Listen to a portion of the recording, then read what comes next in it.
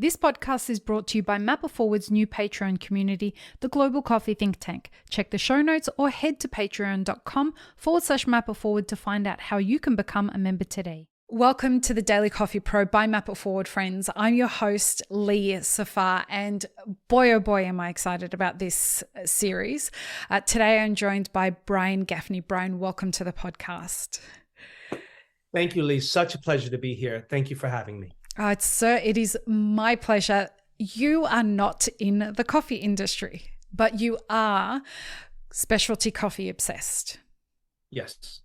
And today we are going to have a discussion that kicks off a theme for us that we're going to explore, and that is what makes coffee specialty from the perspective of the consumer. And you are an avid coffee consumer, particularly specialty coffee consumer. And today, as we kick off this series, we're going to talk about what is specialty coffee. From your perspective, what is specialty coffee? So, Brian, give everyone a little bit of a background about who you are and what you do, and then we're going to start talking about specialty coffee. Sounds good, Lee. Thank you. And hello, everyone. As Lee mentioned, I am Brian Gaffney. I am specialty coffee obsessed. I have been a specialty coffee drinker for probably about 15 years. And I have that number because my oldest son is 14, and really a year before he was born is when I began seriously drinking coffee. My family lives in Brooklyn, New York, and there's a little French cafe not far from here. And when they first opened, I started going to the cafe. And at that time, they brewed Intelligentsia's coffee. Mm-hmm. And I'd probably been going 4, 5, 6 months. And the barista, Raphael, said to me one day, Brian, every time you come in, you order my coffee, you add milk, you add sugar, and then you drink my coffee. But you never just taste the coffee before adding milk and sugar. Do you do that with your food? Do you salt and pepper? And I said, no. He said, okay, so do me a favor. Just try the coffee first. And then if you don't like it, add milk and sugar. Mm-hmm. And that, Lee, was the invitation for me into specialty coffee. And I want to highlight a couple of things there. Mm-hmm. One, as I mentioned, Raphael and I at that point had a relationship. I'd been coming in 4, 5, 6 months before he finally did that. So it wasn't like my first trip in and I'm being admonished for asking for milk or sugar, but we built that relationship first. And the second was he invited me to taste it. And if I didn't like it, he then did admonish me for adding something later. So really, he gave me permission to enjoy it the way that I wanted to. He just wanted to give me the opportunity to let the coffee speak for itself. Mm. And so when I say to people often, for me, what is specialty coffee and what makes coffee special? It's the people who are involved in it. That yes, it's a delicious beverage. Yes, every day I wake up and I commit 20 minutes to brewing a cup of coffee. Normally it's a Chemex that I brew for my wife and myself. And around 3 o'clock in the afternoon, I'll on a V60 brew a second cup for myself. And I do that every day. But it's the people that make it special. And whether or not that specialty is the barista like Raphael that I mentioned, whether or not it's the roaster, whether or not it's the producer, but it's as I look at the people who are involved in it and their commitment to coffee is the thing that keeps me coming back over and over again. I think about the fact that I've been buying from George Howell, the coffee roastery, since 2016. I think about the fact that I've been buying from Onyx Coffee Roaster since 2017. I think about the fact that I have been buying certain producers' coffees from more than 13 or 14 different roasters around the world. So where I have a connection, and oftentimes it is an emotional connection. Sometimes it's almost an academic connection, but it is that connection. And when I can connect to the coffee, that's the thing that keeps me showing up or keeps me looking for that cup, keeps me in conversation with that coffee because of the people who are involved in it. When you connect to the coffee, are you connecting to the story behind the coffee? Are you connecting to the flavor profile? Are you connecting to the romance of brewing the coffee or buying the coffee? What do you mean by your connection with coffee? And the short answer to all of those, Lee, is yes, right? Everything, all the above. That's right. But the question is, right, but how does that come? So the example that I'll raise is, going back to George Howell. And I remember Joe Coffee Roasters in New York City, and they have one that's called Joe Pro Shop in Chelsea. and they were a multi-roaster shop. And that was one where I stepped in one day. They had guest roasters. There was a Kenyan there. I didn't know much about Kenyan coffees, and I ordered that one. And it happened to be Walter Mathagu's Mamuto Double A. So this is now 2016. So the first thing I did was, out of curiosity, I'd never had a coffee from Kenya before. So let me try that. And it was well brewed. And I loved the cup. And so once I had the cup, then I want to know more. And so that's when I realized George Howe was a roaster based out of Acton, Massachusetts, right? Wasn't local. And then let me go find out more. And so I went to George Howe's website and started ordering that. And then on the website, there were images and stories of George traveling to Kenya, having this conversation with the Mathagu family. I learned that they had been buying the Mamuto since, I think, 2013. And then it became about the story. So it really is multi-layered in that, yes, initially it was what happened in the cup, and then it was the story and the commitment. And then over time, this is almost the only Kenyan coffee that I buy, several times a year since, again, 2016. So that's like 6 years, I think, almost 7 I've been buying this coffee. So for me, that's one example of how that relationship evolves. You sound like the dream customer for a specialty coffee cafe, a specialty coffee roaster. How are you different to most consumers in specialty coffee or in coffee?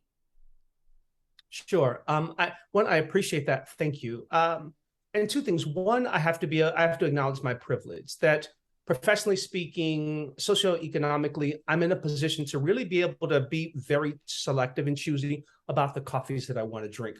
Coffee is one of the things that I have made a decision that, I want to commit to. And so if that means that I've found a roaster in Sweden, or I've found a roaster in London, or I've found a roaster in Thailand that carries a particular coffee, right, I have the ability to do that. So I want to acknowledge that first. But I think it comes down to, I'm led by curiosity.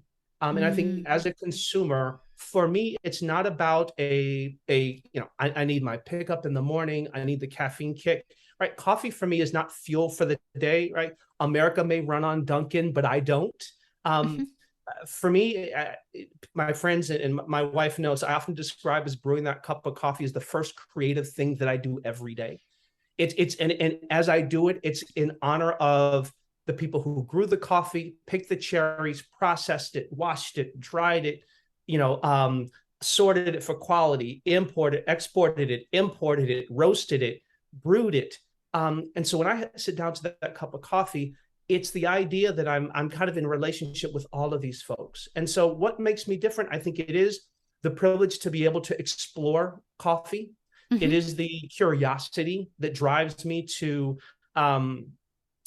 continue to ask questions that keep me going down the rabbit hole. And specialty coffee is a tremendous rabbit hole. Oh yeah, it is. And then I think finally, it's this passion for discovery. For many people, coffee is about consistency, right? I want to have that same cup of coffee every day, over and over. And for me, it's about discovery. How different can coffee be, right? What are all of the different ways coffee can present itself, either through varietals or processing or origin or brew method, et cetera.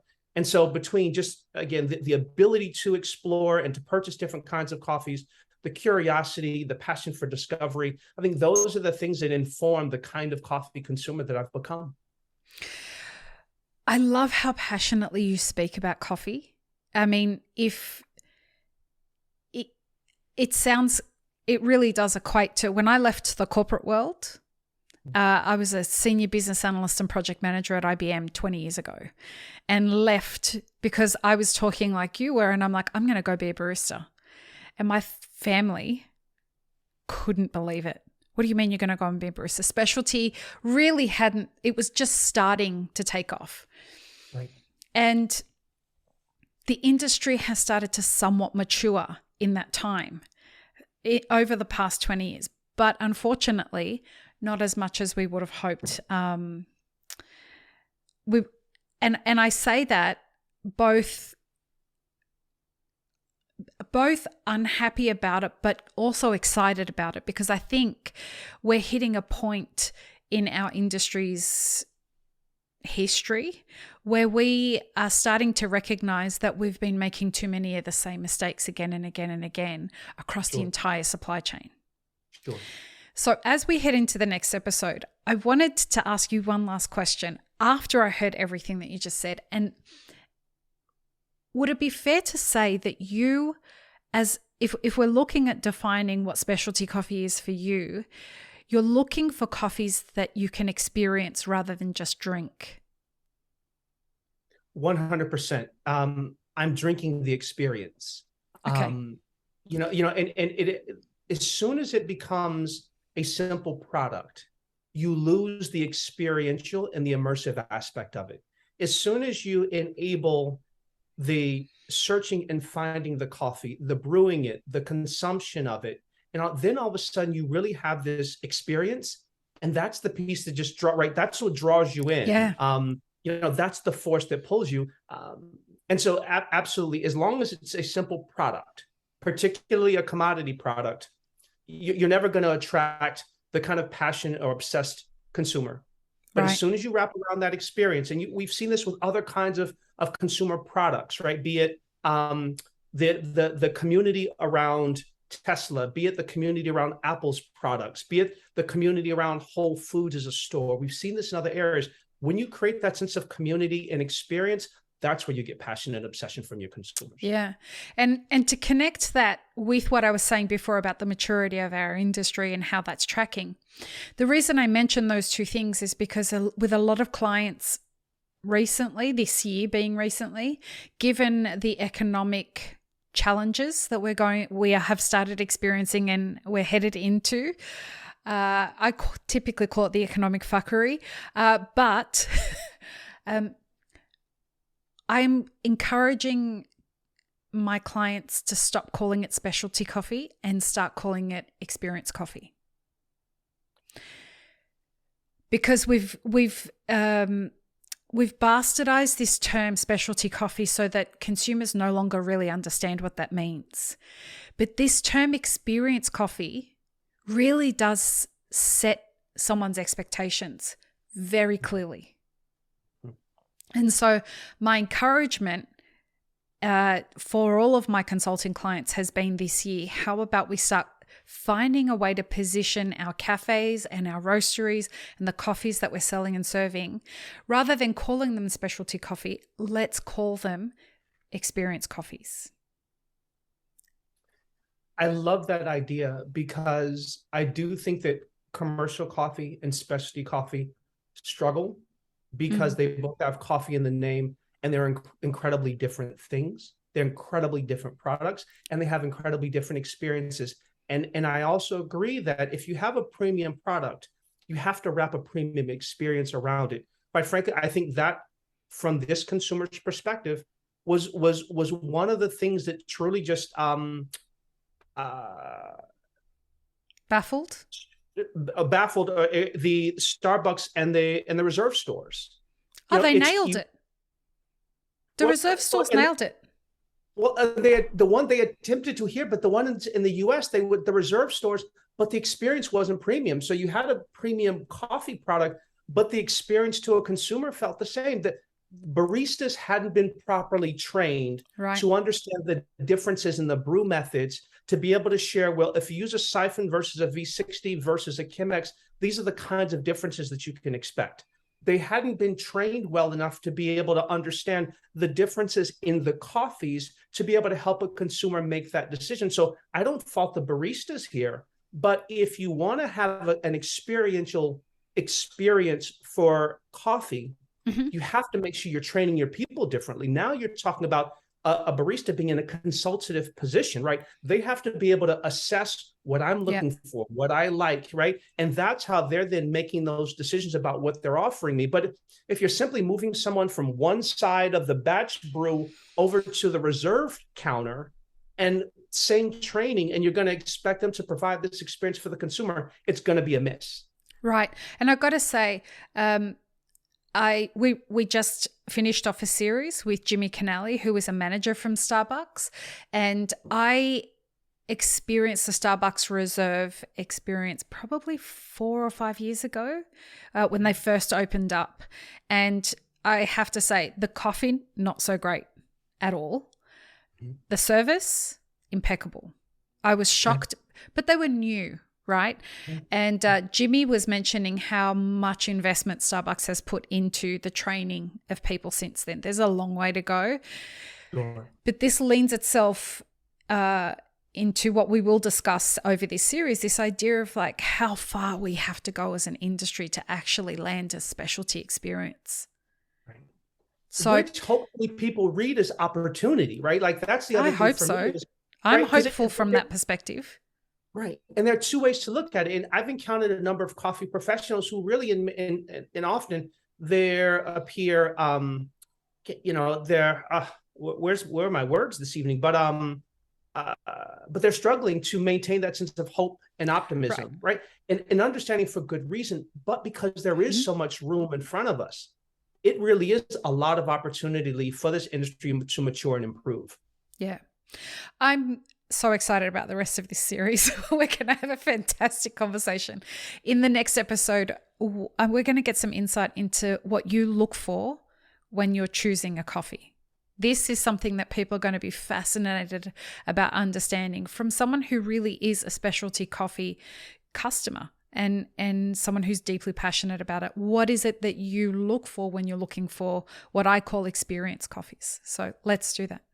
All right. Sounds great. Peace, love, and peanut butter, everybody. Have an amazing rest of your day. Thanks, friends. If you enjoyed this video, here's what you should check out next. Consider supporting Map It Forward on Patreon and be sure to subscribe and hit the notification bell before you leave.